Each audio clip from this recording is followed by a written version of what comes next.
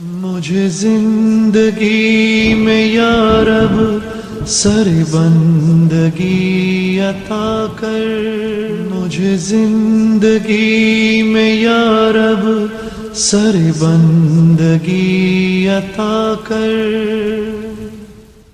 بسم اللہ الرحمن الرحیم والصلاة والسلام علی رسولہ الکریم وعلی آلہ وصحبہ اجمعین، اما بعد۔ میرے محترم بھائی اور بہنوں، اللہ جو کچھ ہمیں کرنے کو کہتا ہے ہمارے نفع کے لیے ہے، جن چیزوں کے چھوڑنے کو کہتا ہے وہ بھی ہمارے نفع کے لیے۔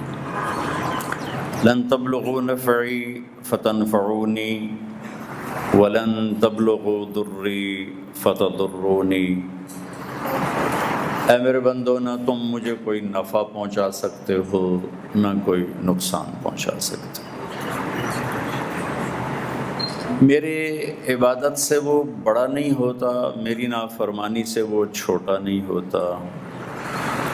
اللہ تعالیٰ حدیث قدسی میں فرماتے ہیں، لو ان اولکم وآخرکم وانسکم وجنکم وحیکم ومیتکم ورطبکم ویابسکم وصغیرکم وکبیرکم وذکرکم وانثاکم، یہ ایک حدیث میں نہیں، دو حدیثوں کو جمع کر کے بیان کر رہا ہوں کہ اے میرے بندو، تمہارے اول آخر، تمہارے انسان جنات، تمہارے زندہ مردہ، تمہارے خشک اور تر، تمہارے چھوٹے اور بڑے، تمہارے مرد اور عورت، سب کو لپیٹ لیے۔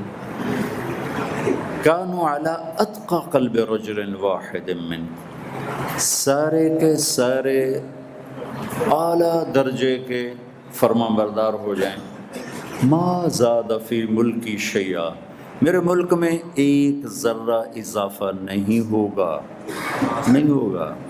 تمہارے سجدوں سے بڑا نہیں ہوتا، میرے آپ کے روزوں سے بڑا نہیں ہوتا۔ پھر اس کا الٹ، تمہارے اول، تمہارے آخر، تمہارے انسان، تمہارے جنات، تمہارے زندہ، تمہارے مردہ، تمہارے خشک، تمہارے تر، تمہارے چھوٹے، تمہارے بڑے، تمہاری عورتیں، تمہارے مرد، پھر سب کو احاطے میں لے لیا۔ پھر کیا کہا؟ کانوا علی افجر قلب رجل واحد منکم ما نقص فی ملکی شیئا، تم سارے کے سارے حد درجے کے نافرمان بن جاؤ۔ سب سے بڑی نافرمانی ہے شرک، باقی اس سے چھوٹی ہیں۔ تو تم پوری کائنات کا ہر آنکھ جھپکنے والا مشرک ہو جائے، بتوں کا پجاری ہو جائے، اور پھر اس کے ساتھ سارے گناہ اکٹھے ہو جائیں، ما نقص فی ملکی شیئا، تم سب کی نافرمانی تیرے رب کی بادشاہی میں ایک ذرے کے برابر کمی نہیں لا سکتے۔ وہ کمی سے بھی پاک ہے، وہ زیادتی سے بھی پاک ہے، وہ پہلے ہی اس مقام پر ہے کہ جہاں ساری بلندیاں ختم ہو جاتی ہیں، جہاں ساری بڑائیاں ختم ہو جاتی ہیں، جہاں ساری کبریائیاں ختم ہو جاتی ہیں۔ اللہ اکبر کا ایک عام مفہوم ہے، اللہ سب سے بڑا ہے، جو کچھ ہے اس سے بڑا ہے۔ یہ بھی ٹھیک ہے، جو کہ لفظ افعال میں یہ معنی پایا جاتا ہے، لیکن خالق اور مخلوق میں کوئی نسبت نہیں ہوتی۔ یہ کہنا زمین چھوٹی ہے، سورج بڑا ہے، ٹھیک ہے، ایک بڑی چیز ہے، ایک چھوٹی چیز ہے۔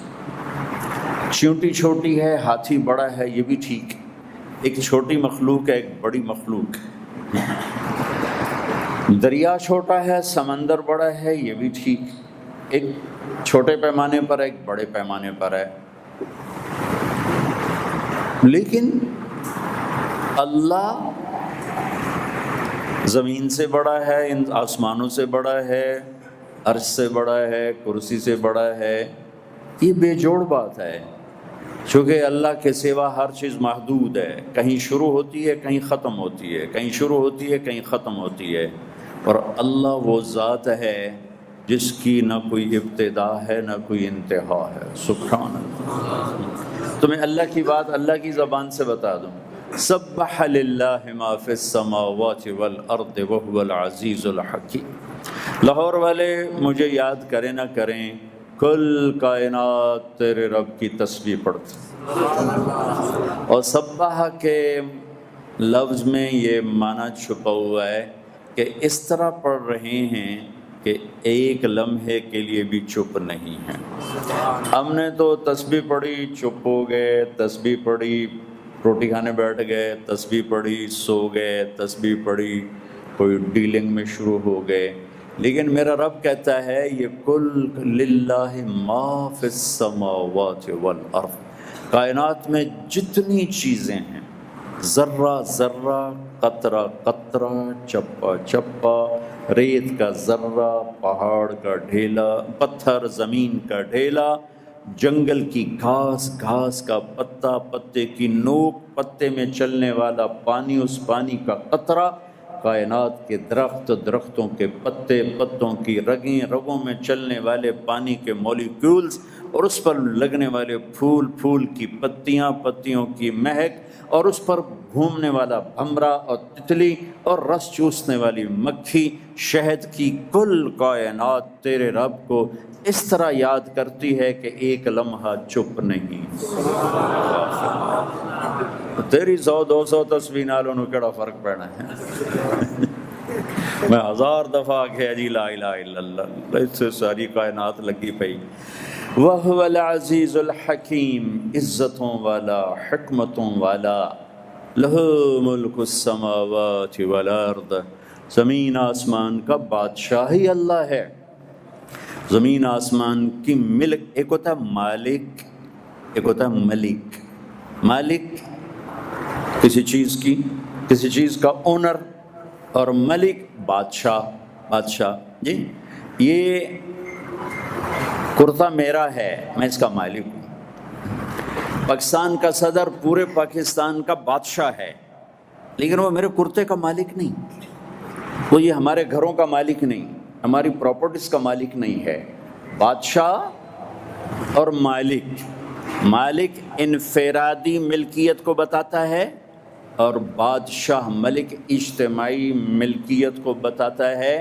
تو اللہ جل جلالہ میرا شہنشاہ، میرا رب کا رب کائنات، وہ کہتا ہے قُلِ اللَّهُمَّ مَالِكَ الْمُلْكِ، مالک الملک، انہیں بتاؤ کہ ساری کائنات کا مالک، انڈیویجول، انفرادی ملک، ملک صرف اللہ کی ہے، صرف اللہ کی ہے، صرف اللہ کی ہے، کوئی پارٹنر لا شریک لہ، کوئی آگے وارث متخذ صاحبۃ ولا ولدا، کوئی وارث نہیں، کوئی بیٹا بیوی نہیں ہے، کوئی پیچھے سے وراثت ملی ہے اللہ کو نہیں، لم یلد ولم یولد، نہ وہ کسی کا باپ ہے نہ وہ کسی کا بیٹا ہے، نہ اوپر سے اس کا کوئی سلسلہ ہے نہ نیچے، وہ اوپر بھی وہی ہے، نیچے بھی وہی ہے،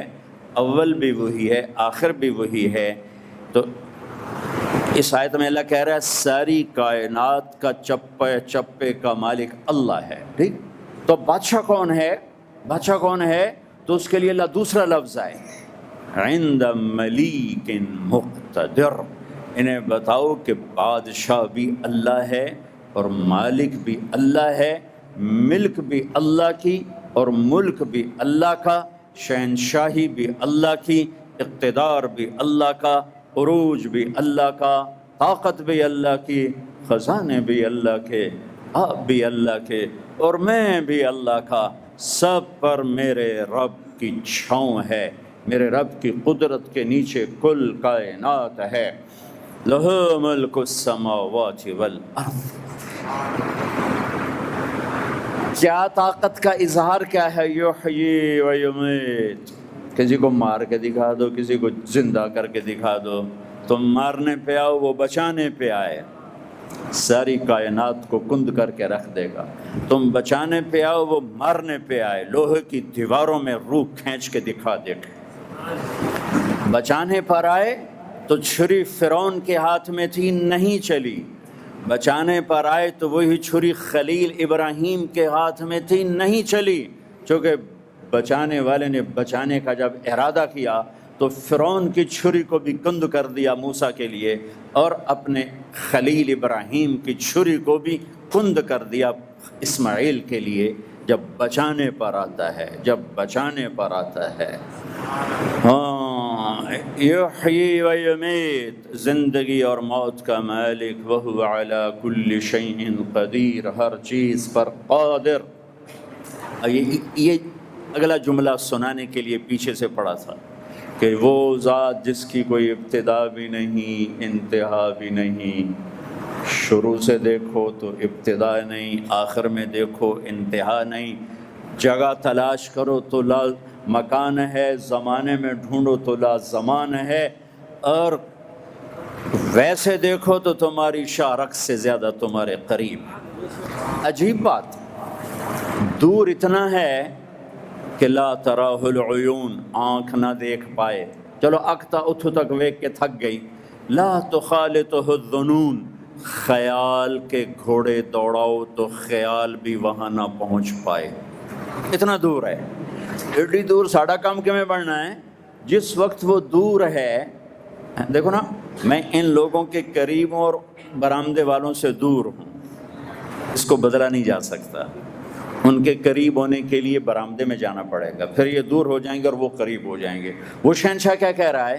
تم سے اتنا دور ہوں، نہ آنکھ پہنچے نہ خیال پہنچے، اور جس وقت میں تم سے اتنا دور ہوں، اسی وقت اسی پل میں تمہارے اتنا قریب ہوں کہ اقرب الیہ من حبل الورید، میں تمہاری شاہرگ سے بھی زیادہ تمہارے قریب ہوں۔ اللہ، واہ واہ، اچھی بات، کیا کہنا، یہ جو رہ گئی یہ اس سے بھی زیادہ میں تمہارے قریب ہوں۔ ادعونی استجب لکم، مجھے پکار پھر دیکھ میں لبیک کیسے کہتا ہوں، میرے علاوہ نہ کسی اور کو پکارنا۔ ولا تدعوا مع اللہ احدا، ایمان والا وہ ہے جو صرف اللہ کو پکارتا۔ وَإِذَا سَأَلْتَ فَاسْأَلِ اللَّهِ وَإِذَا سَأَلْتَ فَاسْأَلِ اللَّهِ وَإِذَا اسْتَعَنْتَ فَاسْتَعِنْ بِاللَّهِ، وہ اللہ کو پکارتا ہے، وہ اللہ سے مانگتا ہے، وہ اللہ کو پکارتا ہے، وہ اللہ سے مانگتا ہے۔ اب اللہ کیا کہہ رہا ہے؟ هُوَ الْأَوَّلُ وَالْآخِرُ وَالظَّاهِرُ وَالْبَاطِنُ وَهُوَ بِكُلِّ شَيْءٍ عَلِيمٌ۔ تیرا رب اول ابتدا نہیں، تیرا رب آخر انتہا نہیں، تیرا رب ظاہر بلند و بالا کوئی اس سے اوپر نہیں، وہ تیرا رب باطن چھپا ہوا اس سے کوئی چھپا ہوا نہیں ہے۔ وَهُوَ بِكُلِّ شَيْءٍ عَلِيمٌ، یہ شہنشاہ اعظم جسے نہ عرش کی ضرورت ہے نہ آسمانوں کی ضرورت ہے، جسے نہ جنت کی ضرورت ہے نہ جبریل کی ضرورت ہے، جو نہ نبیوں کا محتاج ہے نہ رسولوں کا محتاج ہے، جو نہ کائنات کا محتاج ہے نہ جگہ زمان و مکان کا محتاج ہے، میرے سجدے سے اس کو کیا فرق پڑے گا، یا میرے نہ کرنے سے کیا فرق پڑے گا، میرے روزہ رکھنے سے کیا ہوگا یا نہ رکھنے سے، اس کی بارگاہ میں کچھ نہیں، میرے لیے بہت کچھ ہو جائے گا۔ کہ میرا رب جب کہتا ہے یہ کرو، اس میں نفع چھپا دیے، جب کہتا ہے مت کرو تو اس کے کرنے میں نقصان چھپا دیے۔ جھوٹ مت بولو، اس میں ہلاکت ہے، حرام مت کھاؤ، اس میں ہلاکت ہے، شراب مت پیو، اس میں ہلاکت ہے، زنا مت کرو، اس میں ہلاکت ہے، کھوٹ ملاوٹ مت کرو، اس میں ہلاکت ہے، سود میں مت پھنسو، اس میں ہلاکت ہے، غیبت نہ کرو، اس میں ہلاکت ہے، ماں باپ کی نافرمانی نہ کرو، اس میں ہلاکت ہے، بھی بچوں سے بدتمیزی سے پیش نہ ہو، اس میں ہلاکت ہے، اللہ کے سوا کس کے آگے ہاتھ نہ پھیلاؤ، اس میں ہلاکت ہے، سجدہ صرف اللہ کو کرو، اس کے علاوہ میں ہلاکت ہے، نماز نہ چھوڑنا، اس میں ہلاکت ہے، روزہ نہ چھوڑنا تباہ ہو جاؤ گے، زکوٰۃ نہ چھوڑنا برباد ہو جاؤ گے، حج نہ چھوڑنا تباہ ہو جاؤ گے۔ جتنی چیزوں میں اللہ کہتا ہے یہ مت کر، اس کے کرنے میں نقصان ہے، جتنی چیزوں میں کہتا ہے کر لے، اس میں فائدے چھپائے ہوئے۔ اس وقت ایک حکم ہماری طرف متوجہ ہے جس کو روزہ ہم کہتے ہیں۔ روزہ، کتب علیکم الصیام یا ایھا الذین آمنوا کتب علیکم الصیام کما کتب علی الذین من قبلکم، اور میرے رب کی قسم میں نہیں رکھوں گا، اسے کوئی فرق نہیں پڑے گا، مجھے فرق پڑے گا، میں رکھوں گا، اسے کوئی فرق نہیں پڑے گا، مجھے فرق پڑے گا۔ نیگیٹو پازیٹیو رکھنے پر بے شمار رحمتوں کے دروازے میرے منتظر، نہ رکھنے پر بے شمار مسائل کے دروازے میرے منتظر۔ لہٰذا میرا رب جو اس قدر غنی ہے کہ کسی کا محتاج نہیں، اس کے باوجود اپنے بندے کے فائدے کے لیے یہ کر لو، یہ چھوڑ دو، یہ کر لو، یہ چھوڑ دو۔ اور ایک سبحان اللہ جو اتنا غنی ہو، اس کو بھلا کس کی کیا پرواہ ہو سکتی ہے؟ لیکن وہ کہتا ہے یا ابن آدم انی لک محب فبحقی علیک کلی محبہ، اے ابن آدم، مسلمان نہیں، متقی نہیں، روزے والا نہیں، حج والا نہیں، انسان آدم کی اولاد، جس میں اس وقت 6 ارب تو غیر مسلم ہیں، 1 ارب مسلمان ہیں یا 1.25 یا 1.5، تو میرا اللہ کہتا ہے اے آدم کی اولاد میں تجھ سے پیار کرتا ہوں، اللہ اکبر، میں تجھ سے پیار کرتا ہوں۔ ہائے اگلی بات اس سے بھی عجب، فبحقی علیک کلی محبہ، ارے تجھے میری ذات کی قسم تو بھی تو مجھ سے پیار کر، تو بھی تو مجھ سے پیار کر۔ اذکرک وتنسانی واستترک ولا تخشانی، میں تجھے یاد رکھتا ہوں تو مجھے بھول جاتا ہے۔ تو اس وقت اللہ کا ایک امر مرد عورت کی طرف متوجہ ہے، یا ایھا الذین آمنوا کتب علیکم الصیام، روزہ تم پر فرض ہوا ہے۔ اور بھائیو، ایک انسانی فطرت، کہنے والے کی قدر نہ ہو تو کہے کی قدر نہیں دل میں ہوتی۔ کہنے والا کون ہے؟ اگر اس کی دل میں عظمت ہوگی جھکتا چلا جائے گا، اگر اس کی عظمت نہیں ہوگی اکڑتا چلا جائے گا۔ کیونکہ اللہ کی عظمت سے دل خالی ہیں۔ 70% لوگ روزہ نہیں رکھ رہے، 90% لوگ نماز نہیں پڑھ رہے، 100 میں 100 جھوٹ بول رہا ہے، 100 میں 100 جھوٹ بول رہا ہے، 100 میں 1 سچا نہیں ہے، 1,00,000 میں 1 سچا نہیں ہے۔ کہ کہنے والا کون ہے، اس کا اثر دل پر کوئی نہیں۔ جب کہنے والے کا اثر ہوتا ہے تو کہے ہوئے کا اثر اپنے آپ چلا جاتا ہے۔ تو میرے اللہ نے کہا روزہ جن پر اثر تھا یمامہ کی جنگ ہو رہی ہے، یہ صدیقی دور میں، ابوبکر صدیق کے دور میں مرتدوں کے خلاف سب سے خوفناک جنگ لڑی گئی۔ مسیلمہ کذاب 1,00,000 کا لشکر، اور صحابہ 12,000، اور قائد خالد بن ولید، اور جھنڈا زید بن خطاب کے ہاتھ میں مکے والوں کا، ثابت بن قیس بن شماس کے ہاتھ میں مدینے والوں کا۔ پہلے حملے میں ہی قریش مہاجرین کے قدم اکھڑ گئے اور زید بن خطاب شہید ہو گئے۔ جھنڈا اٹھایا سالم مولا حذیفہ رضی اللہ تعالیٰ عنہ، وہ بھی زخمی ہو کر گر گئے اور جھنڈا گر گیا۔ پھر جھنڈا اٹھایا حبیب رضی اللہ تعالیٰ عنہ، وہ بھی شہید ہو گئے۔ پھر مہاجرین اکھڑ گئے، میدان چھوڑ گئے، انصار ڈٹے ہوئے تھے، جمے ہوئے تھے۔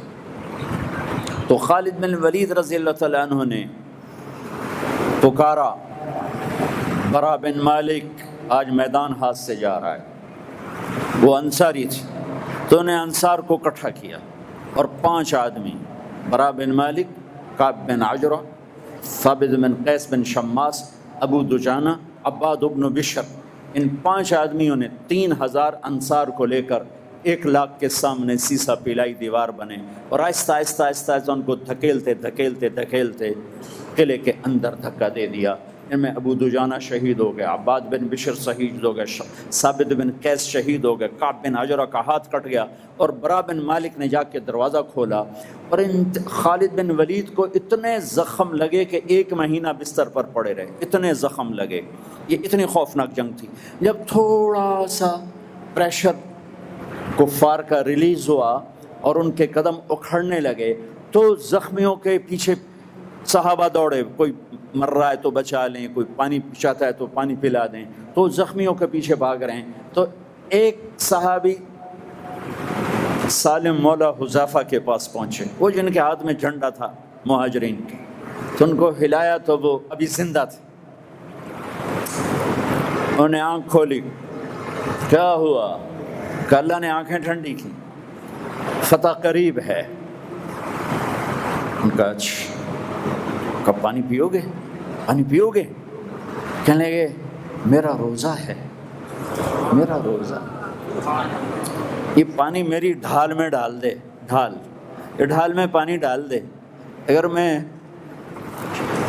افطاری تک زندہ رہا تو میں پی کے افطار کر لوں گا، اور اگر میں اس سے پہلے چلا گیا تو میں اللہ کے نبی کے دسترخوان پہ جا کے افطار کروں گا۔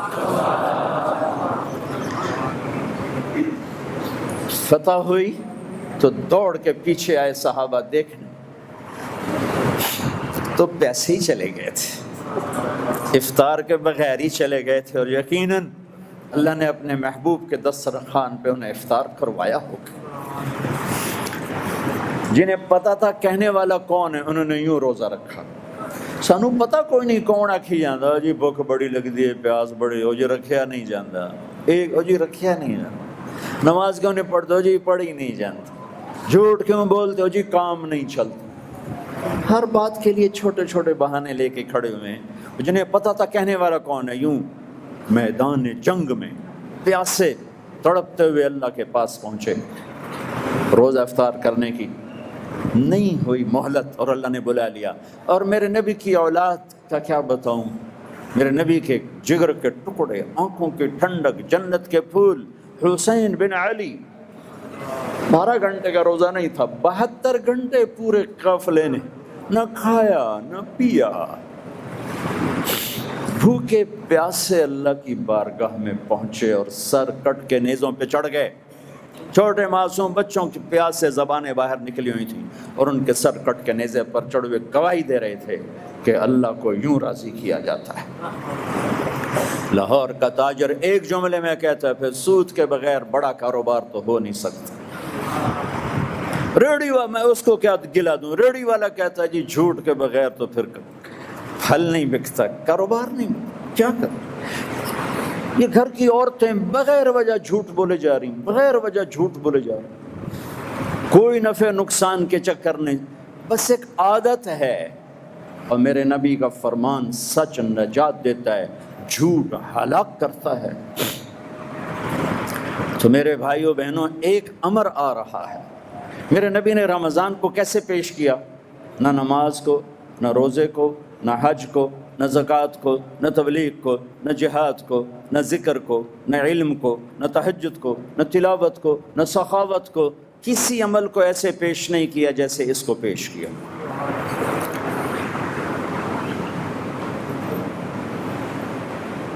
روزے کب فرض ہوئے؟ جب آپ مدینہ تشریف لے گئے تو ہجرت کے دوسرے سال، پہلا رمضان روزے فرض نہیں، دوسرا ہجرت کا سال شعبان کی 2 تاریخ اور دن پیر کا، پیر کے دن شعبان کی کیا بھائی 2 تاریخ، اور میرے نبی پر کتب علیکم الصیام کی آیت اتری، اور مہینہ ستمبر یا اگست۔ میرے نبی نے 9 رمضان دیکھے، 9، اور سارے گرمی میں دیکھے، سردی میں نہیں دیکھے۔ ہمارا رمضان گرمی میں ہے، شاید اللہ نے اپنے نبی کا سارا رمضان گرمی میں گزارا تاکہ امت کو پتہ چلے کہ میں نے اپنے حبیب کو بھی پیاس اور بھوک چکھائی ہے، تو تم کیوں نہیں بھوکے پیاسے رہ سکتے اس کی محبت میں، اس کی اطاعت میں۔ 9 رمضان آئے سارے شدید گرمی، چونکہ آپ 20 ستمبر 622 عیسوی مدینہ انٹر ہوئے، 8 ربیع الاول اور نبوت کا 14واں سال یا یکم ہجری کہہ لو، آپ مدینے میں انٹر ہوئے 20 ستمبر۔ تو گرمی تھی شدید، وہ سال ستمبر تک روزہ نہیں آیا، اگلے سال ستمبر تک رمضان آ گیا، اور وہ یوں پیچھے جا رہا ہے، اگست میں جا رہا ہے، جولائی میں جا رہا ہے، جون میں جا رہا ہے، اور جون تک، اور جون میں آپ دنیا اللہ کے پاس چلے گئے۔ آخری رمضان آپ کا جولائی، جو کہ آپ 7 جون کو دنیا سے تشریف لے گئے، تو اس سے جو پچھلا رمضان تھا وہ جولائی کے اینڈ میں ہوگا۔ تو میرے نبی کا سارا رمضان شدید گرمی میں ہے، شدید گرمی۔ اپنی امت کو تسلی دلا دی کہ میں بھی پسینے برداشت کر کے جا رہا ہوں، بھوک پیاس برداشت کر کے جا رہا ہوں۔ تو اب میرے نبی نے رمضان پیش کیسے کیا؟ اب ممبر پر آئے اور کھڑے ہو گئے، ماذا یستقبلکم وماذا تستقبلون، وہ کون آ رہا ہے؟ تم کس کے آگے کھڑے ہو؟ وہ صحابہ پریشان ہوئے، کون آ رہا ہے، کون آ رہا ہے؟ پھر آپ نے کہا ماذا یستقبلکم وماذا تستقبلون، کون آ رہا ہے، کس کے سامنے کھڑے ہو؟ پھر نے اجازت ویکھیا بندہ ہی کوئی، پھر آپ نے کہا ماذا یستقبلکم، وہ کون آ رہا ہے، کس کے سامنے کھڑے ہو؟ تو عمر رضی اللہ عنہ کھڑے ہو گئے، یا رسول اللہ سن تو کوئی بھی نہیں نظر آ رہا، تو اوحی نزل، کیا کوئی وحی آ گئی؟ آپ نے کہا نہیں۔ عدو حضر، کوئی دشمن آ گیا جس نے آ کے اٹیک کرنا ہے اور ہم تیاری کریں؟ اللہ نہیں۔ تو پھر کیا ہے؟ میرے نبی نے فرمایا رمضان آ رہا ہے، وہ آ رہا ہے کون، وہ آ رہا ہے کون، وہ آ رہا ہے کون؟ رمضان آ رہا ہے۔ ایسے اللہ کے نبی نے کسی عمل کو نہیں پیش کیا جیسے آپ نے رمضان المبارک کو پیش کی۔ ساری آسمانی کتابیں رمضان میں اتاری گئیں، روزے کے ساتھ جوڑ ہے کوئی، تورات بھی، زبور بھی، اور انجیل بھی، ابراہیم علیہ السلام کے چھوٹے صحیفے بھی، اور میرے نبی پاک صلی اللہ تعالی علیہ وسلم پر جو کتاب 21 رمضان کو اقرأ بسم ربک الذی خلق اور انا انزلناہ فی لیلۃ القدر، پورے قرآن کو لیلۃ القدر میں لوح محفوظ سے لکھوا کر پہلے آسمان پہ اتارا گیا، اور پھر 23 برس میں اس کو اپنے حبیب پر اتارا گیا، اور پہلی وحی بھی رمضان میں آئی، 21 رمضان یا 24 رمضان، دونوں روایت، پیر متعین، پیر کی رات، اور جبریل نے آ کر آپ کو نبوت کی خوشخبری سنائی۔ تو اللہ نے رمضان کو پسند فرمایا، اس کے لیے منتخب فرمایا آسمانی کتابوں کے لیے، اپنے محبوب کو نبوت کی خوشخبری سنانے کے لیے رمضان کو پسند فرمایا۔ اور پہلا دھماکہ کہ اللہ ایمان والوں کے ساتھ ہے، پہلے تو پس رہے ہیں، پٹ رہے ہیں، پس رہے ہیں، پٹ رہے ہیں، قتل ہو رہے ہیں، گھر سے بے گھر ہو رہے ہیں، پھر اللہ نے بدر کا معرکہ قائم فرما کے دکھایا کہ میں ایمان والوں کے ساتھ ہوں۔ وہ رمضان میں 17 رمضان 12 رمضان کو آپ نکلے اور 17 کو معرکہ ہوا، اور جمعہ کا دن ہے، اور اللہ تعالیٰ نے حق کو واضح کیا، سارے کافروں کے سامنے کھل کے بات آ گئی کہ ان کے ساتھ اللہ ہے، اور پھر اللہ تعالیٰ نے اس کو مکمل بھی کیا رمضان میں۔ فتح مکہ رمضان میں ہوا، آپ رمضان کے مہینے میں مکہ میں داخل ہوئے، جہاں سے آپ کو نکلنا پڑا بڑی مشکلوں سے، بڑی تکلیف کے ساتھ۔ اسی مکہ میں اللہ آج آپ کو فاتحانہ داخل فرما رہے ہیں، اور اس کے پیچھے کیا ہے؟ اس کے پیچھے رمضان کا مہینہ، رمضان کے مہینے میں آپ داخل ہو رہے ہیں۔ بھائیو، یہ اللہ کی رحمتوں کو لینے کا عمل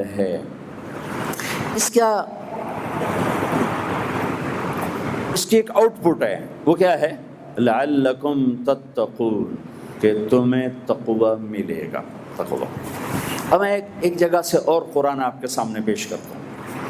یا بنی آدم قد انزلنا علیکم لباسا یواری سواتکم وریشا ولباس التقوی ذلک خیر۔ قرآن نے لباس کے دو کام بتائے ہیں، ایک جسم چھپانا، ستر چھپانا، عیب چھپانا، اور خوبصورت بنانا، زینت۔ لباس ایک ایسی ضرورت ہے جو تھوڑا سا شعور پیدا ہوتے ہی بچہ اور بچی بھی ننگے پن کو محسوس کرنا شروع کر دیتا ہے، کہتا ہے مجھے نکر پہناؤ، مجھے شرٹ پہناؤ، میں ننگا کیسے باہر جاؤں، میں ننگا کیسے باہر جاؤں۔ ہم جو ایک دوسرے کے سامنے بیٹھے ہیں اس میں بہت بڑا سبب ہمارے کپڑے ہیں۔ ننگا پن نہ انسانیت ہے نہ شرافت ہے۔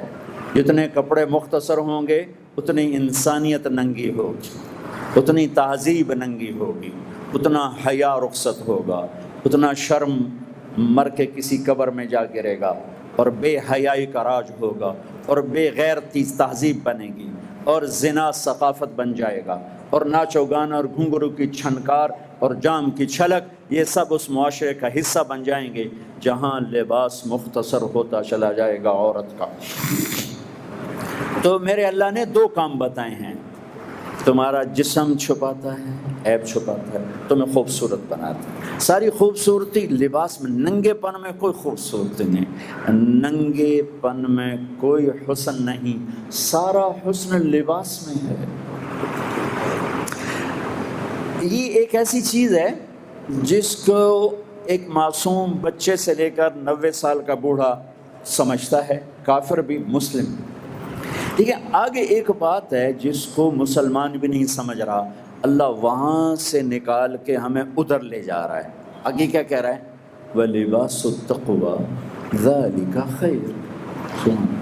میرے بندو، تم دو چیزوں سے بنے ہو نا، ایک جسم ہے ایک روح ہے،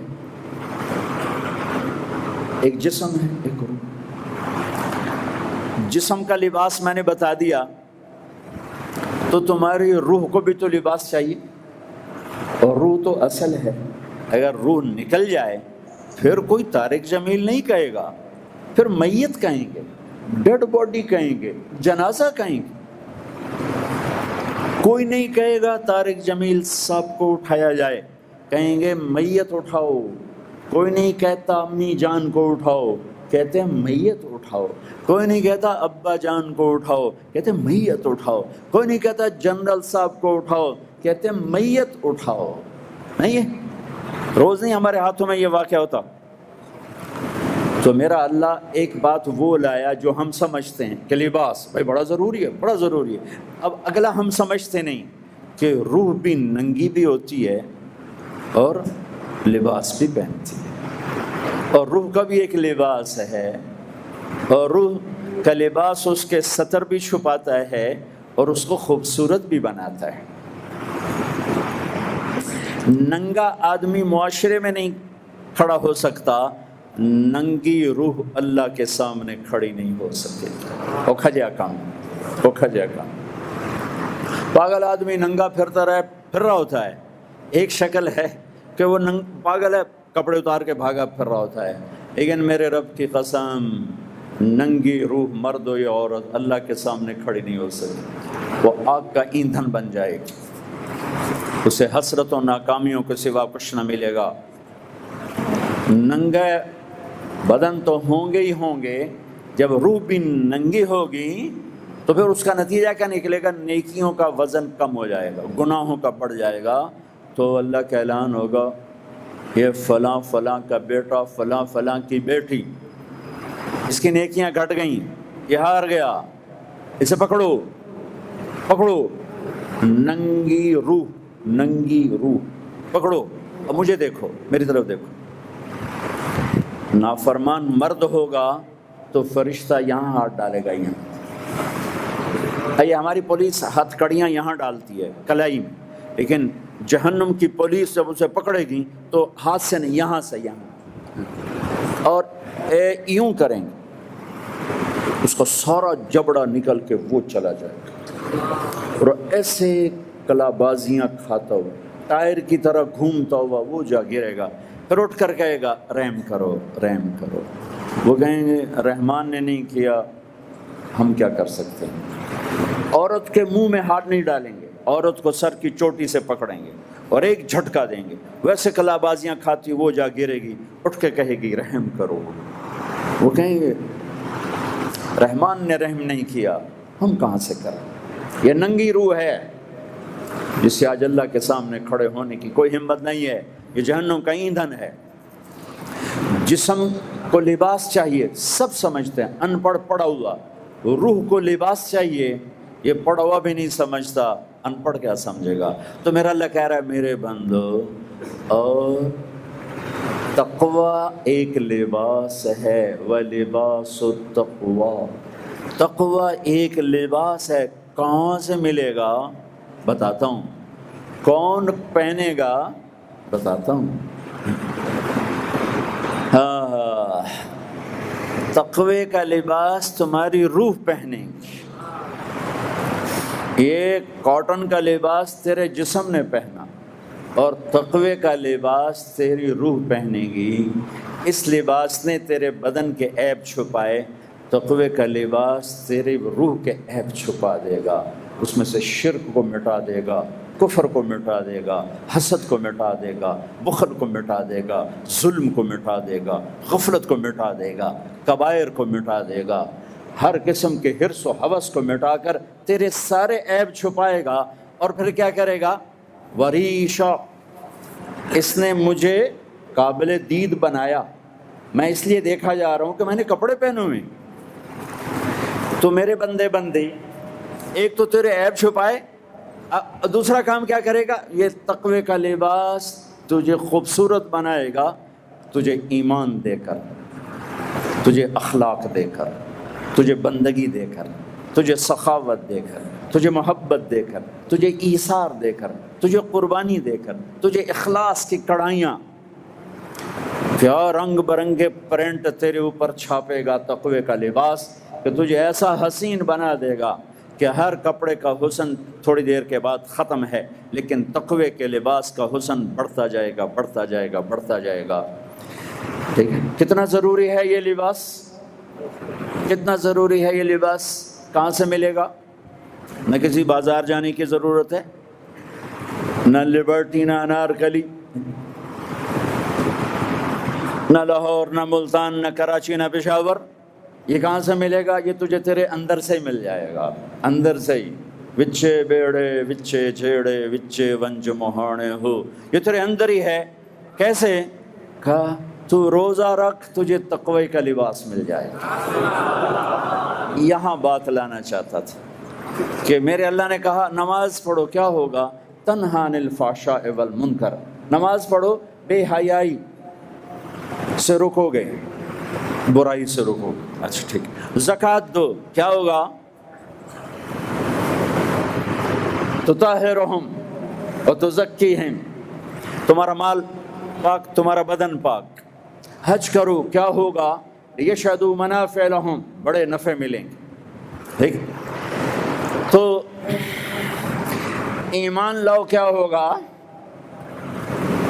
تؤمنون باللہ ورسولہ، اللہ اس کے رسول پر ایمان لاؤ، کیا ہوگا؟ یغفر لکم ذنوبکم، گناہ معاف ہوں گے۔ اچھا، روزہ رکھو، کیا ہوگا؟ کتب علیکم الصیام کما کتب علی الذین من قبلکم لعلکم تتقون، روزہ رکھو، تمہیں اللہ تقوی کا لباس پہنا دے، اس کا تانا بانا بھی خود بنے گا، اس پہ پرنٹ بھی خود چھاپے گا، نظر آئے گا۔ جب تو قبر سے اٹھے گا تو لوگ دیکھیں گے وجوہ یومئذ ناظرہ وجوہ یومئذ ناعمہ لسعیہا راضیہ یوم تبیض وجوہ، آج تو دیکھ مسفرہ ضاحکہ مستبشرہ، اور جو ننگے رہ گئے اپنے جسم کو ڈھانکتے رہے اور روح کو لباس نہ پہنایا، یہ کیسے نکلیں گے؟ وجوہ یومئذ خاشعہ عاملۃ ناصبہ تصلی نارا حامیہ یوم تسود وجوہ غبرۃ ترى ووجوہ یومئذ علیہا غبرہ ترہقہا قطرہ کأنما اغشیت وجوہہم قطعا من اللیل مظلما. ارے میرے بھائی بہنوں، اللہ اس دن کی رسوائی سے بچائے. میرا رب کہہ رہا ہے کہ جو ننگے مر گئے تم دیکھنا کالی رات کی طرح چہرے تاریک، کالے پتھر کی طرح چہرے جسم تاریک ہوگا. تو بھائی روزہ رکھو، کیا ہوگا؟ تقویٰ ملے گا. تقویٰ کیا ہے؟ میرا لباس ہے، میری روح کا لباس ہے، میری دنیا میری روح کی گندگیوں کو بھی دھو دیتا ہے، اور مجھے اللہ کے سامنے کھڑے ہونے کے قابل بنا دیتا ہے، اور مجھے اللہ کی بارگاہ میں محبوب بنا دیتا ہے. روزہ مجھے تقوی کا لباس پہناتا ہے. میرے نبی پاک صلی اللہ تعالی علیہ وسلم رجب سے رمضان کا استقبال کی تیاری کرتے. جب رجب کا مہینہ آتا تو آپ اللہم بارک لنا فی رجب و شعبان وبلغنا رمضان، یا اللہ ہمارے رجب شعبان میں برکت دے اور رمضان کا مہینہ ہمارے نصیب فرما. اللہم سلمنا لرمضان، اے اللہ ہمیں رمضان تک سلامتی کے ساتھ پہنچا دے. وسلمہ لنا، اور اسے سلامتی کے ساتھ ہم تک پہنچا دے. وتسلمہ منا، پھر ہمارے روزے اس میں قبول بھی فرما لے. اتنی جلد پہلے سے رمضان کا استقبال فرماتے. شعبان کا چاند خود دیکھنے کی کوشش فرماتے تھے، شعبان کے چاند کو خود دیکھنے کا اہتمام فرماتے تھے، اور چاند نظر آ جاتا تو روزہ رکھتے تھے.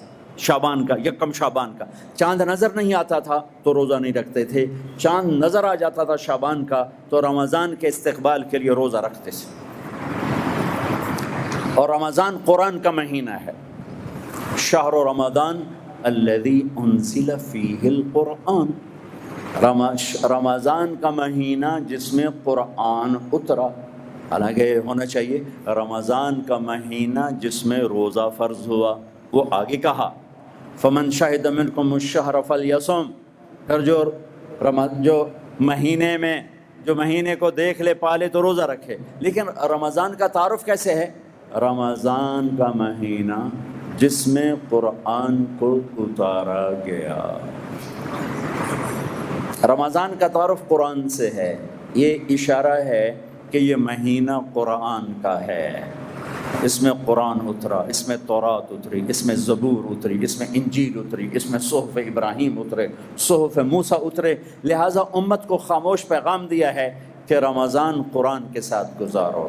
موبائل بند کر دو، لیپ ٹاپ بند کر دو، فیس بک بند کر دو، سوشل میڈیا بند کر دو، یہ ٹاک شوز بند کر دو، 1 مہینے کے لیے ٹی وی بند کر دو، اخبار بند کر دو. بس قرآن کے ساتھ بیٹھ جاؤ، مرد یا عورت قرآن کے ساتھ تلاوت بھی کرو اور کچھ مقرر کر کے ترجمہ بھی پڑھو. بھائیو بہنوں، میرا درد ہے، میرا دکھ ہے، ہم قرآن سے بہت دور ہو گئے ہیں. ہم قرآن سے بہت دور ہو گئے. ہم نے قرآن رکھ لیا صرف ختم پڑھنے کے لیے، فاتحہ پڑھنے کے لیے، یا کسی کی دکان کھلتی ہے تو یاسین پڑھنے کے لیے. ہم نے قرآن فال نکالنے کے لیے، ہم نے قرآن اموات پر پڑھنے کے لیے. یہ ساری باتیں کرو، لیکن قرآن کا موضوع تو ہدایت ہے. قرآن کا موضوع تو ہدایت ہے، اور ہدایت ملتی ہے قرآن پڑھنے سے، اور صرف پڑھنے سے نہیں، سمجھنے سے کہ اللہ کیا کہہ رہا ہے. میں یوں کہتا ہوں، اگر آپ کو سارے قرآن میں کوئی تکلیف ہو رہی ہے تو پورے قرآن میں ٹوٹل 89 80 جمع 9 99 89 صرف 99 دفعہ میرے اللہ نے کہا ہے یا ایھا الذین آمنو، اے ایمان والو. تو اللہ کیا کہہ رہا ہے؟ مجھ سے بات کرنے لگا ہے. یا ایھا الناس، پوری دنیا سے بات. یا ایھا الذین کفروا، کافروں سے بات. یا اہل الکتاب، عیسائیوں سے بات، یہودیوں سے بات. یا ایھا الذین ہادوا، یہودیوں سے بات ہو رہی. لیکن یا بنی آدم، ساری دنیا سے بات ہو رہی. لیکن اب کہتے ہیں نا یا ایھا الذین آمنوا، تو اس کی مثال ایسے جیسے آپ سب بیٹھے ہوئے. اب کتنے بیٹھو؟ میں کہتا ہوں بھائی نواز صاحب ذرا میری بات سنیں. میں ان کو یہاں بلا لیتا ہوں، یوں بات شروع کر دیتا ہوں. اب سب کے دل میں آئے گا کوئی خاص بات ہے، تو خاص بات ہو رہی ہے نا، تو خاص بات ہو رہی. میرا رب قرآن کے 30 پاروں میں، میں قربان جاؤں کتنا تھوڑے ہمیں اللہ نے حکم سنائے. صرف 89 دفعہ اے ایمان والو، اے ایمان والو، اے ایمان والو، اے ایمان والو۔ اس کے بعد اللہ کیا کہتا ہے؟ اللہ کے واسطے اتنا تو پڑھ لو کہ یا اللہ تو کیا کی جانا ہے 10۔ اور اس میں ہر دفعہ نیا حکم نہیں ہے، ایک ہی حکم کئی دفعہ آیا ہے۔ یا ایھا الذین آمنوا اتقوا اللہ حق تقاتہ، یا ایھا الذین آمنوا اتقوا اللہ ولتنظر نفس ما قدمت لغد واتقوا اللہ، یا ایھا الذین آمنوا اتقوا اللہ وآمنوا برسولہ۔ اتقوا اللہ، اتقوا اللہ، اتقوا اللہ، تکرار کے ساتھ۔ تو میرے بھائی بہنوں، اتنا تو قرآن دیکھ لو کہ یا ایھا الذین آمنوا کے بعد اللہ کیا کہتا ہے، کیا کہہ رہا ہے۔ جس کا ترجمہ پسند ہے اس کا پڑھ کے دیکھ لو کہ میرا اللہ مجھ سے کیا کہتا ہے۔ اللہ کے واسطے قرآن سے دوری ختم کرو۔ قرآن سے اخبار پڑھنے کے لیے بھی ٹائم ہے، ٹاک شو دیکھنے کے لیے بھی ٹائم ہے، فضولیات کے لیے بھی ٹائم ہے، کرو۔ آدھا گھنٹہ نکال لو، آدھا گھنٹہ، 15 منٹ، 10 منٹ، چلو ایک آیت یا ایھا الذین آمنوا ہی لے لو کہ یا اللہ تو بتا تو کیا کہتا ہے، پڑھ میرا اللہ یہ کہہ رہا ہے، اس پر آنے کی کوشش کرو۔ تبلیغ میں وقت دو۔ تبلیغ میں جانے سے ایمان کی جڑیں مضبوط ہوتی ہیں اور اس سے کرنے میں آسانی ہوتی ہے، طاقت ملتی ہے، توفیق ملتی ہے۔ تو میرے بھائی بہنوں، اس مہینے کو قرآن کا مہینہ بناؤ۔ فمن شہد منکم الشہر فلیصم، مہینہ آ گیا، روزہ رکھو۔ فمن کان مریضا علی سفر فعدۃ من ایام اخر، مریض ہو، سفر میں ہو، بعد میں رکھ لو۔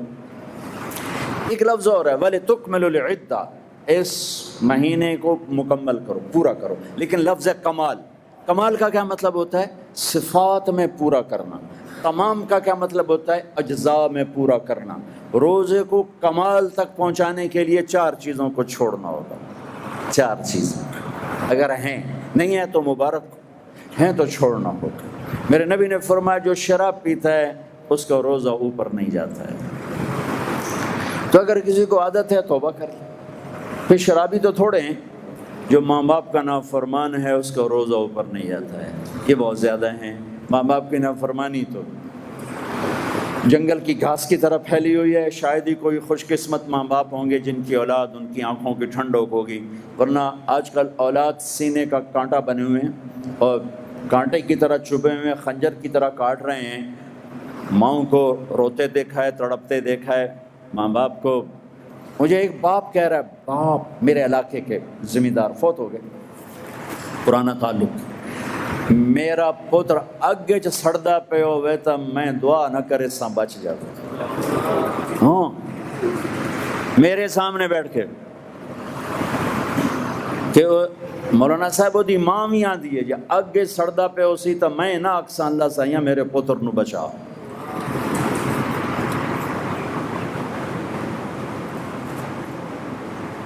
تو ماں باپ کی نافرمانی یہ روزے کو نہیں، پورے دین کو روک دیتی ہے، پورے دین کو روک دیتی ہے۔ صرف روزہ نہیں ہے، پورا دین رک جاتا ہے۔ ایک صحابی علقمہ رضی اللہ تعالیٰ عنہ، ان کی بیگم کا پیغام آیا کہ میرے خامن مر رہے ہیں، کلمہ نہیں پڑھا جا رہا۔ صحابی جن کے بارے میں اللہ کہتا ہے کُلًا وعد اللہ الحسنى، میرے محبوب تیرا ہر صحابی جنتی، وعدہ کیا نا، وعدہ، ان کی خطائیں معاف، یہ نہیں کون سے گناہ نہیں ہوئے تو ہم نے معاف کر دی، آپ کی طفیل معاف کر دی۔ تو آپ دوڑے ہوئے گئے، کہا بیٹا کلمہ پڑھو، کہا جی نہیں پڑھا جا رہا، بول رہے ہیں کلمہ نہیں پڑھا جا رہا۔ تو آپ نے پوچھا ماں باپ میں کون ہے؟ کہا جی ماں۔ آپ نے پوچھا ناراض ہے؟ کہا جی ناراض ہے۔ ہم بولو، وہ آ گئیں۔ تو آپ نے پوچھا علقمہ کی ماں تم ناراض ہو بیٹے سے؟ کہا جی ناراض ہو۔ کیوں ناراض ہو؟ اب وجہ سننا، آج کل کی وجہ نہیں، وجہ سننا۔ کہا یا رسول اللہ میرا بچہ بہت نیک ہے، رات کا اٹھنے والا تھا، دن کا روزے والا تھا، لیکن مجھ سے بات بدتمیزی سے کرتا تھا، سخت لہجے میں بولتا تھا، مجھے اس کا دکھ ہے، اس نے اپنی زبان سے میرا دل توڑا، زخمی کیا۔ اللہ اکبر، اللہ اکبر۔ آج کی طرح نہیں کہ ماں باپ کو دھکے دیے جا رہے ہوں، گالیاں دی جا رہی ہوں، صرف اتنا کہ یہ مجھے بدتمیزی کے ساتھ مجھ سے بولتا تھا۔ تو آپ نے کہا معاف کرو گی؟ کہ میرا جی نہیں چاہتا۔ آپ نے کہا میں آگ لگا دوں اس کو؟ پھر سفارش کرو گی؟ کہا نہیں، اتنی تو ناراض نہیں کہ آگ میں جلتا دیکھو۔ کہا پھر اگر تو نے اسے معاف نہ کیا تو اللہ اسے آگ میں جلا دے گا۔ تو کہا اچھا میں معاف کرتی ہوں، میں معاف کرتی ہوں۔ آپ نے کہا بیٹا کہو لا الہ الا اللہ، تو ان کی زبان سے نکلا لا الہ الا اللہ اور جان نکل گئی۔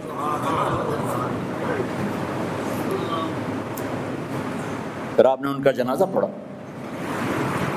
اور جنازے کے بعد آپ نے اعلان فرمایا جس نے ماں باپ کو تکلیف دی اس پہ اللہ کی لعنت، فرشتوں کی لعنت، زمین آسمان کی لعنت، نہ ان کی نماز قبول ہے، نہ روزہ قبول ہے، نہ حج قبول ہے۔ تو روزے کو روکنے والی چیز ہے شراب، ماں باپ کی نافرمانی۔ لیکن ماں باپ سے بھی کہتا ہوں ایسے رویے مت اختیار کرو کہ اولاد گستاخ ہو جائے۔ آج کے 90% ماں باپ اپنی خطاؤں سے اولاد کو گستاخ بنا رہے ہیں۔ انہیں پتہ نہیں ہے کہ اولاد کو لے کے کیسے چلنا ہے۔ تربیت چڑھائی چڑھنے کو کہتا ہے، رب واسے ہے تربیت، اور چڑھائی چڑھنے میں پسینے آتے ہیں، بدن ٹوٹتا ہے۔ اور آج کی تربیت ہے ڈنڈے مارو بے عزت کرو، ڈنڈے مارو بے عزت کرو، چاہے ماں باپ ہو، چاہے اسکول ہو، چاہے مدرسہ ہو، چاہے وہ مکتب ہو، بے عزت کرو۔ یہ چیز گستاخی پیدا کرتی ہے۔ یہ چیز بھائی تو کیا کر رہا ہے، اس کو نیچے رکھو، نیچے رکھو۔ یہ چیز گستاخی پیدا کرتی ہے۔ میرے نبی نے کہا اکرموا اولادکم، اکرموا اولادکم، اپنی اولاد کو عزت دو۔ حضرت علی کا فرمان ہے لأنہم خلقوا لزمان غیر زمانکم، یہ تم سے اگلے زمانے کے لیے پیدا کیے گئے ہیں۔ اگر اپنے نام کو باقی رکھنا چاہتے ہو تو ان کو عزت دو۔ اور میرے نبی کیسے عزت دیتے تھے؟ حضرت فاطمہ رضی اللہ تعالیٰ عنہا گھر تشریف لاتی، کبھی کبھی تو نہیں آتی، دیوار کے ساتھ دیوار ہے، آنا جانا لگا ہوا ہے، لگا ہوا ہے، لگا ہوا ہے۔ جتنی دفعہ آتی ہیں اور جب آتی، جتنی دفعہ آتی ہیں اور جب آتی، میرے نبی کھڑے ہو جاتے، چار پیر پہ کھڑے ہو جاتے، کھڑے ہو جاتے۔ اور وہ فاطمہ ہیں، یہ میرے نبی ہیں، یہاں کھڑے ہو کے انتظار نہیں کرتے تھے، آگے بڑھ جاتے تھے، آگے بڑھتے تھے، اور آگے بڑھ کر اپنی بیٹی کا ہاتھ پکڑتے، پھر یہاں بوسہ لیتے، پھر ان کا ہاتھ پکڑ کے لاتے، پہلے اپنی بیٹی کو بٹھاتے اور اس کے بعد خود بیٹھتے تھے۔ سبحان اللہ، کیا کمال ہے، کر کے دکھایا۔ ہم تو اپنے بیٹوں کا کبھی شاباش نہیں دیتے۔ میں نے ایک دوست سے کہا یار اپنے بچوں کو کبھی شاباش بھی دیا کر۔ کہ کس گل دی شاباش دے سارا دن ستے رہتے شاباش دے، فلموں میں دن شاباش دے، گانے سنتے شاباش دے۔ میں کہا یہ تو برائیاں ہو گئیں، کوئی اچھائیاں بھی دیکھ، اچھائیاں بھی ہوں گی، چونکہ ہر انسان کے اندر نیگیٹو تار بھی ہے، پازیٹیو تار بھی ہے۔ تو ان کی اچھائیوں کو واہ واہ کرو، وہ برائیاں خود چھوڑتے چلے جائیں گے۔ ہر وقت ٹوکا ٹاکی، ہر وقت ٹوکا ٹاکی، یہ کیوں نہیں کیا، یہ کیوں نہیں کیا، یہ کرنا تھا۔ اور ایک یہ پڑھائیوں نے تباہ کر دیا ہماری نسل کو، ہماری اولاد کو۔ 3 سال کا بچہ جسے ماں کی گود کی ضرورت ہوتی ہے، وہ ظالم ماں ہے جو 3 سال کے بچے کو اسکول کے حوالے کر دیتی ہے۔ وہ ظالم ماں ہے، وہ ظالم باپ ہے جو 3 سال کی بچی کو اپنی گود سے اٹھا کے اور ایک اسکول کی عورت کے حوالے کرتی ہے جو 25-30 ہزار تنخواہ پہ 30 بچوں کو پڑھاتی ہے۔ یہ ایک بچے کو نہ سنبھالے، اور وہ 30,000 پہ 30 بچوں کو کہاں سے سنبھالے گی؟ یہ ہمارے اسکولوں والے خود جتنا مرضی کمائیں، اتنی تھوڑی تنخواہیں دیتے ہیں ٹیچروں کو کہ وہ مشکل سے سانس لے سکیں، تو وہ خاک پڑھائیں گے وہ؟ ایسے ہی لطیفہ ہے، ایک ٹیچر نے کہا بچوں سے، بچوں بولو CUP سب پر۔ انہوں نے کہا مس CUP کب ہوتا ہے؟ کہا نہیں، بولو CUP سب۔ انہوں نے پھر کہا مس CUP کب؟ کہا دیکھو بچوں اتنی تھوڑی تنخواہ پہ CUP سب پہ رہے گا، کب نہیں ہو سکتا ہے۔ ہمارا لیبر کا کوئی قانون ہی کوئی نہیں، خود کروڑوں اربوں کمائیں اور امپلائز کو اتنا دیتے ہیں کہ وہ مشکل سے سانس لے سکیں۔ ایسی وحشت اور درندگی ہے، کس کس بات کا رونا رو۔ میرے نبی نے فرمایا جس نے مزدور سے کام لیا اور اس کو مزدوری نہ دی، غور سے سننا، قیامت کے دن اس مزدور کا وکیل میں بنوں گا۔ ہاں، اس مزدور کا وکیل میں بنوں گا، پتہ چل جائے گا اس دن۔ وَامْتَازُوا الْيَوْمَ أَيُّهَا الْمُجْرِمُونَ، ایک طرف ہو جاؤ، آج میرے رب کا اعلان ہے۔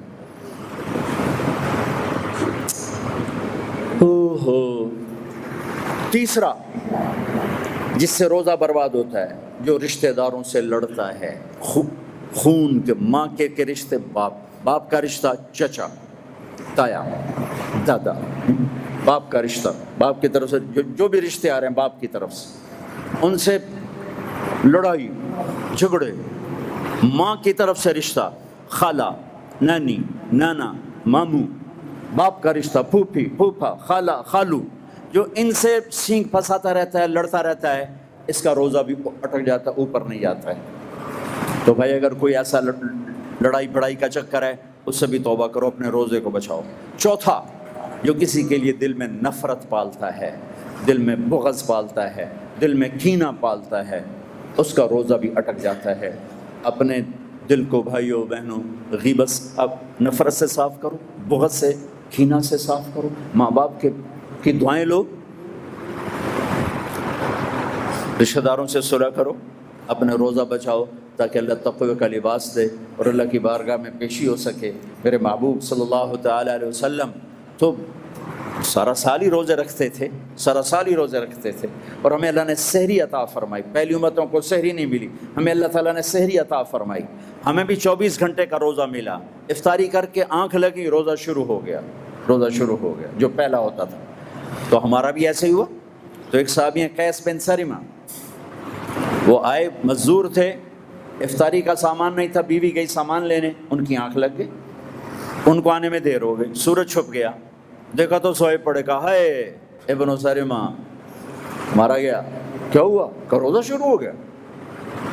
روزہ شروع ہو گیا کہاں؟ تو وہ دوپہر کو بے ہوش ہو گئے، اور ایک روایت میں تھا نماز پڑھنے گئے، گر کے بے ہوش ہو گئے۔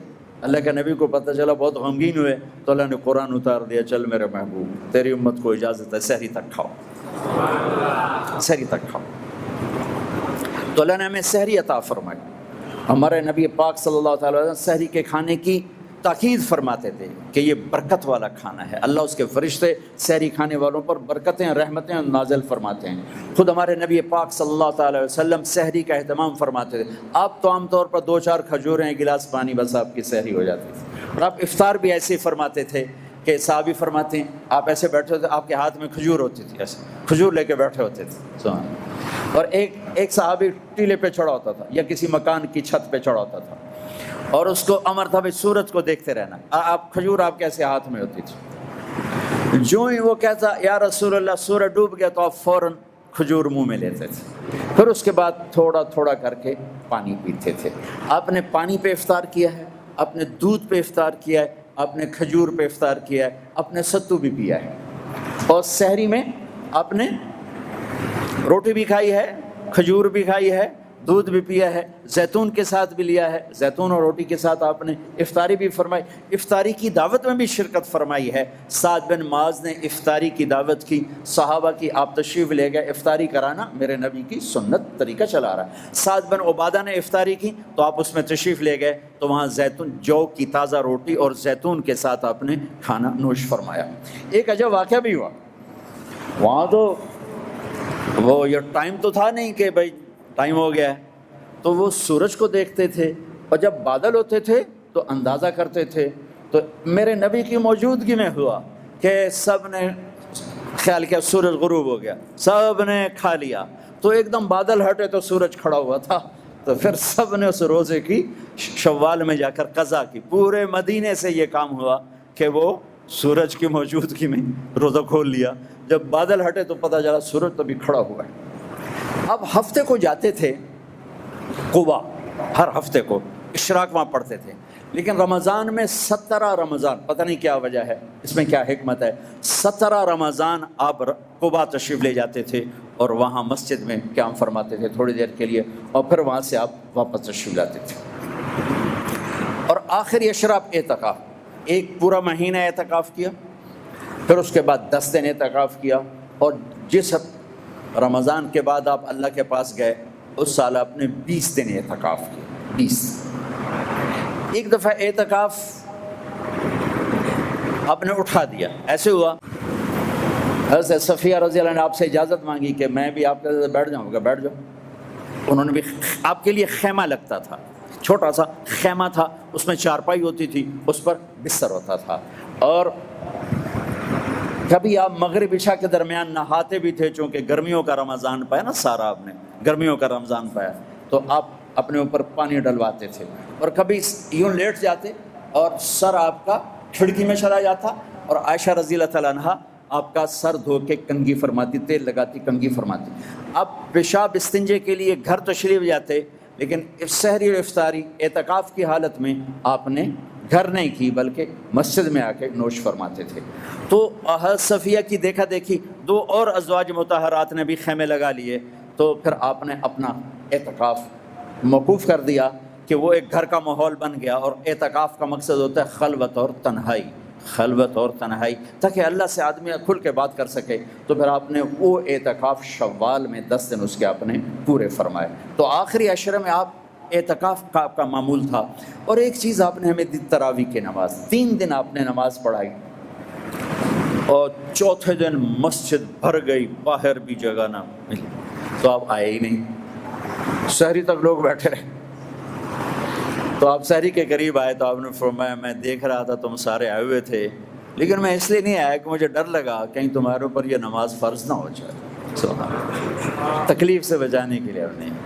تو پھر اللہ کے نبی کے دور میں صحابہ 5-5 6-6 کی ٹولیاں بنا کر قرآن سنتے تھے، اور کوئی یہاں کوئی یہاں کوئی یہاں، اور رکعت متعین نہیں تھی، کوئی 10 پڑھ رہا ہے، کوئی 8 پڑھ رہا ہے، کوئی 12 پڑھ رہا ہے، کوئی 20 پڑھ رہا ہے۔ صدیقی دور میں بھی ایسے ہی تھا کہ سارے مختلف ایسے پڑھتے تھے۔ تو عمر رضی اللہ تعالیٰ عنہ نے اپنے دور میں پھر کہا ان سب کو میں جمع کروں گا، سب کو جمع کر کے، اور ابی بن کعب رضی اللہ تعالیٰ عنہ کو امام بنایا، اور آپ نے 20 تراویح باقاعدہ قرآن کے پورے ختم کے ساتھ اس کو آپ نے شروع فرمایا۔ اور ادھر عبداللہ بن صائب رضی اللہ تعالیٰ عنہ کو خواتین کا امام مقرر فرمایا کہ وہ ان کو تراویح پڑھائیں اور اس میں قرآن سنائیں۔ یہ جو حرم شریف میں دعا ہوتی ہے ختم قرآن کی نا، آخری رکعت میں قل اعوذ برب الناس، یہ دعا حضرت عثمان نے شروع کروائی کہ جب قرآن ختم ہو رہا تھا اور آخری 2 رکعت رہ گئیں، تو آپ نے حافظ سے کہا جب قرآن ختم کرو تو دعا کرنا۔ انہوں نے کہا جی کیا دعا کروں؟ کہ جو تیرے دل میں آیا کرنا۔ تو بھائی یہ حضرت عثمان رضی اللہ تعالیٰ عنہ کی سنت ہے کہ پھر انہوں نے یہ دعا منگوانا شروع فرمائی، اور اس وقت سے اب تک یہ امت کا معمول چلا آ رہا ہے۔ اچھا، یہ جو ہم 2-4 تراویح کے بعد بیٹھتے ہیں اور ایک چھوٹی سی دعا پڑھتے ہیں اور پھر کھڑے ہو جاتے ہیں، یہ ترویح ہوتا ہے تھوڑی دیر آرام کرنا، ترویح تھوڑی دیر آرام کرنے کو کہتے ہیں ترویح، ٹھیک ہے، اور اس کی جمع تراویح۔ مکے والے کیا کرتے تھے، 4 تراویح پڑھنے کے بعد 1 طواف کرتے تھے، پھر 4 رکعت پڑھتے تھے، پھر 1 طواف کرتے تھے۔ انہوں نے تو ساری رات لگ جاتی ہے، وہ تو جا کے سحری میں مشکل سے جا کے ان کی تراویح ختم ہوتی تھی۔ جب مدینے والوں نے دیکھا یہ تو طواف کرتے ہیں، تراویح پڑھتے ہیں، ساڑھے کول تب بیت اللہ ہے نہیں، آپا کی کریے، انہوں نے 20 کی 40 کر دی، وہ کبھی 40 رکعت پڑھتے تھے۔ بڑھانے میں کوئی منع کوئی نہیں، چونکہ صلاۃ اللیل مثنا مثنا، تو وہ ان کے مقابلے میں 40 رکعت پڑھتے تھے۔ حافظ عطیہ سالم رحمۃ اللہ علیہ تھے، مسجد نبوی کے بہت بڑے عالم اور بڑے ان کا حلقہ تھا۔ میں ان کے درس سے بڑا فائدہ اٹھایا، ان کے درس سے میں نے بہت فائدہ اٹھایا۔ میں جب حج پہ جاتا تو لمبا عرصہ ٹھہرنا ہوتا تھا، تو میں ان کے مغرب سے عشاء روزانہ بیٹھتا تھا، اور وہ بندہ علم کا ایک بحر ذخار تھا، اللہ ان کے درجے بولا۔ میں ملا بھی ان سے، ہم جا کے ملے، انہوں نے ہمارا اتنا اکرام کیا۔ تو تھوڑی سی میں نے بات کی نا عربی میں، تو مجھے ایسے دیکھنے لگے، چونکہ ان کو توقع نہیں تھی کہ کوئی پاکستانی اتنی اچھی عربی بولے گا، تو مجھے ایسے دیکھنے لگے۔ کچھ کہا نہیں، لیکن انہوں کے چہرے کو پڑھ رہا تھا کہ وہ میرے چونکہ غیر متوقع بات تھی، تو وہ بڑے متاثر ہو رہے تھے۔ اب تو ہر جب بھول بھلیاں ہو گئی۔ تو پھر ہمیں چھوڑنے باہر تک آئے ننگے پاؤں، باہر تک ننگے پاؤں آئے ہمیں چھوڑ. تو انہوں نے ایک رسالہ لکھا ہے تراویح پر کہ میں اس کا عنوان میں دیکھتا ہوں بعض لوگ 8 تراویح پڑھ کے اور بیٹھ جاتے ہیں اور شرکت نہیں کرتے، یہ ان کی بڑی بھول ہے. اور پھر اس پر انہوں نے پورا رسالہ لکھا ہے، اور وہ کاش اس کا اردو ترجمہ ہوتا تو میں آپ کو کہتا اسے پڑھو. تو اللہ نے ہمیں ایک تراویح کی نماز عطا فرمائی جس کے ہر سجدے پر حدیث میں آتا ہے 1500 نیکی لکھی جاتی. ایک سجدہ کتنی؟ اور ہر سجدے پر ایک گھر بنتا ہے. کس چیز کا؟ سرخ یاقوت. کتنا بڑا ہوتا ہے؟ 60,000 سونے چاندی کے دروازے ہوتے ہیں. ہر سجدے پر کیا ملتا ہے؟ ایک درخت جس کے نیچے 100 سال عربی گھوڑا دوڑ سکتا ہے. پھر تراویح اور روزے کے بدلے کیا ملتا ہے؟ اللہ آخری رات کہتا ہے میرے بندے بندیو، دن کا روزہ رات کی تراویح میں نے دیکھا، میں نے قبول کیا، جاؤ معاف کر دیا، جاؤ معاف کر دیا. تو میرے بھائی بہنوں، ایک عشرہ گزر چکا ہے، 2 عشرے باقی ہیں. اسے ہم قیمتی بنا لیں، اسے قیمتی بنا لیں. لڑائی جھگڑا چھوڑ دیں، جس سے لڑے ہو صلح کر لیں، اپنی زبان سے جھوٹ نکال دیں، غیبت نکال دیں، بہتان نکال دیں، گالیاں نکال دیں. اور یہ بقایا 20 دن ہی کو کنٹرول کر رہے ہیں. کم از کم 20 دن اپنے سارے چیزیں بند کر کے قرآن کے آگے بیٹھ جاؤ. تھک جاؤ لیٹ جاؤ، پھر اٹھ کے پھر اپنے محبوب کی سیرت پڑھو، سیرت پڑھو قرآن پڑھو، سیرت پڑھو قرآن پڑھو، سیرت پڑھو قرآن پڑھو. تو یہ 20 دن ایسے گزر گئے تو انشاءاللہ تقوی کا لباس بھی اللہ تعالی ہمیں نصیب فرما دے گا. ایک سحری میں اللہ کے نبی کے سامنے بکرے کی سری پیش کی گئی. آپ کے گھر میں تو نہیں پکتی، کہیں سے پک کر آئی. تو آپ کھا رہے تھے تو حضرت علی بھی آپ کے ساتھ تھے. تو ارباز بن ساریہ اوپر سے آ گیا. آپ نے کہا آؤ برکت کا کھانا ہمارے ساتھ کھاؤ. وہ بھی بیٹھ گئے، تینوں کھا رہے ہیں. بلال آئے، یا رسول اللہ نماز ٹائم ختم، اور یہ کہہ کے باہر چلے گئے. اذان دینے سے پہلے پھر دیکھنے آئے کہ چھوڑ دیا کھانا تو اذان دو. آئے تو آپ ابھی کھا رہے تھے. انہوں نے کہا یا رسول اللہ واللہ لقد اصبحت، اللہ کی قسم ٹائم ختم ہو گیا، یعنی صبح ہو گئی. تب یوں کہا تیرا بھلا ہو جائے، ارے بلال صبح نہیں ہوئی تھی، تیری قسم کی وجہ سے اللہ نے اسے پہلے نکال دیا کہ تیری قسم جھوٹی نہ پڑ جائے. تیری قسم پر اللہ نے اسے پہلے نکال دیا. اور اس پر حضرت علی نے بعد میں فرمایا اگر بلال قسم نہ اٹھاتے تو جب تک میرے نبی کھاتے رہتے صبح نہیں ہونی تھی. عبید رضی اللہ تعالیٰ عنہ دیگ بنا رہے تھے، دیگ. تو میرے نبی کو دستی کا گوشت بڑا پسند تھا. تو آپ نے کہا عبید ناولنی الذرا، مجھے دستی تو پکڑانا. تو انہیں ایسے نکال کے دے دی. تو آپ نے اس کو یوں پکڑا ہڈی کے دونوں کناروں سے ایسے، اور دانتوں سے کاٹ کاٹ کے کھایا اور پھینک دیا. عبید ناولنی الذرا، دستی پکڑانا. انہوں نے پھر نکال کے دے دی. آپ نے پھر یوں پکڑا اور پھینک دی. 2 بکرے کی 2 ہی ہوتی. آپ نے کہا ناولنی الذرا، عبید مجھے دستی پکڑانا. وہ کچے نکلے، یا رسول اللہ بکری کی تو 2 ہی ہوتی. آپ نے کہا ارے عبید اگر تو ہاتھ ڈال دیتا تو جب تک میں کہتا رہتا مجھے اللہ دستیاں نکال کے کھلاتا رہتا. تو بھائیو، اللہ نے ہمیں بہت خوبصورت مہینہ دیا ہے. اب اس کی رحمتوں کا مہینہ ہے. جہنم کے دروازے بند ہیں، جنت کے دروازے کھلے ہوئے ہیں، اور اللہ کی معافی کے اعلان ہو رہے ہیں. آپس کی لڑائیاں معاف کرو، جھگڑے معاف کرو. جس سے بھی ہو، بیوی سے لڑائی ہے، بیوی کی خامد سے لڑائی ہے، ماں باپ کی بچوں سے، بچوں کی ماں باپ سے، بھائی بھائی سے، پارٹنر سے، دوست سے، اللہ کے واسطے دفن کر دو. اپنے ملک کو پاک کر دو لڑائیوں سے، فرقہ واریت سے. اس رمضان میں فرقہ واریت کو دفن کر دو.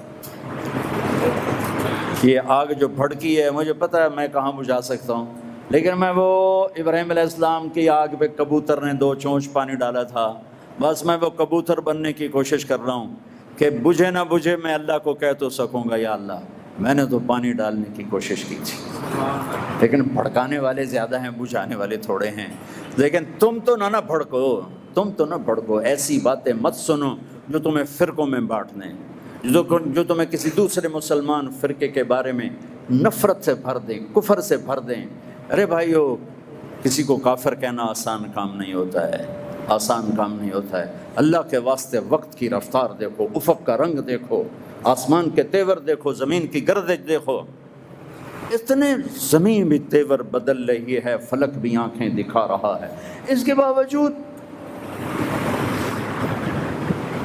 اس قدر نفرت دین کے نام پر، کفر کافر کفر کافر۔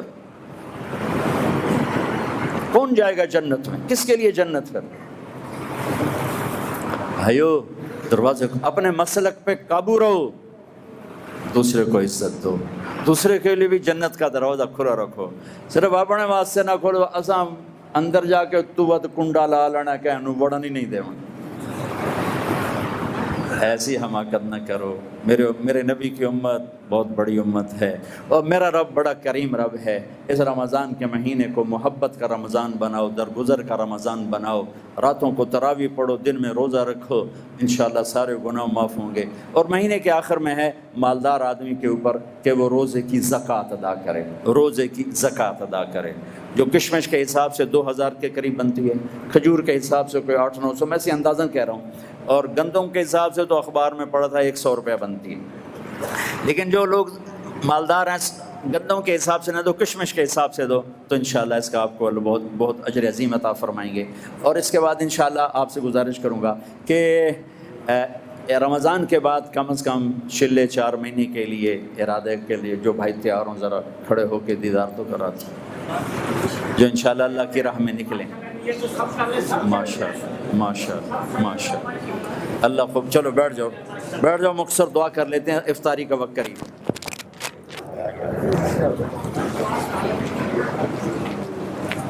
درود شریف پڑھو۔ اللهم لك الحمد كما أنت أهله فصل على محمد كما أنت أهله وفعل بنا ما أنت أهله إنك أهل التقوى وأهل المغفرة۔ اے مہربان اللہ، اے محمد مصطفیٰ صلی اللہ علیہ وسلم کے اللہ، ہمارے روزے قبول فرما، ہماری تراویح قبول فرما، ہمارے صدقات خیرات قبول فرما، یہاں جمع ہونا بھی قبول فرما۔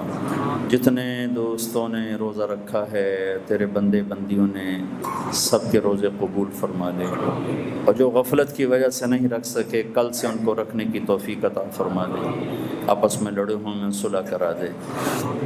ماں باپ کے نافرمان کو ماں باپ کی آنکھوں کی ٹھنڈک بنا دے، ہمارے دلوں کو بغض کینے سے پاک فرما دے۔ جتنے ہمارے بھائی کسی نشے کا شکار ہیں، انہیں اس سے توبہ کی توفیق عطا فرما دے۔ جتنے ہمارے بھائی سود میں جکڑے گئے، انہیں سود سے نجات عطا فرما دے۔ جتنے یا اللہ ہمارے بھائی کسی بھی بڑے گناہ میں ہیں، انہیں اس سے توبہ کی توفیق عطا فرما دے۔ ہمارے معاشرے کو، ہمارے ملک کو پاکیزہ بنا دے، خیر کو غالب فرما دے، شر کو مغلوب فرما دے۔ جو تیری راہوں میں پھر رہے ہیں، ان کا پھرنا قبول فرما۔ جو تیرے بندوں کو افطاریاں کروا رہے ہیں، سحریاں کروا رہے ہیں، ان کی افطاریاں، ان کی سحریاں قبول فرما، ان کے مال کو قبول فرما، ان کے رزق میں برکت عطا فرما۔ مالداروں کو سخی بنا دے، غریبوں کو خوددار بنا دے، بادشاہوں کو رحم دل بنا دے، ہمارے قاضیوں کو عادل بنا دے، ہماری عورتوں کو حیا والا بنا دے، ہمارے جوانوں کو غیرت والا بنا دے، آپس میں الفت محبتیں پیدا فرما دے۔ ہم سے اور ان سب سے یا اللہ راضی ہو جا۔ وصلی اللہ تعالی النبی الکریم، آمین۔ السلام علیکم ورحمۃ اللہ۔ مجھے زندگی میں یا رب سر بندگی عطا کر، مجھے زندگی میں یا رب سر بندگی عطا کر۔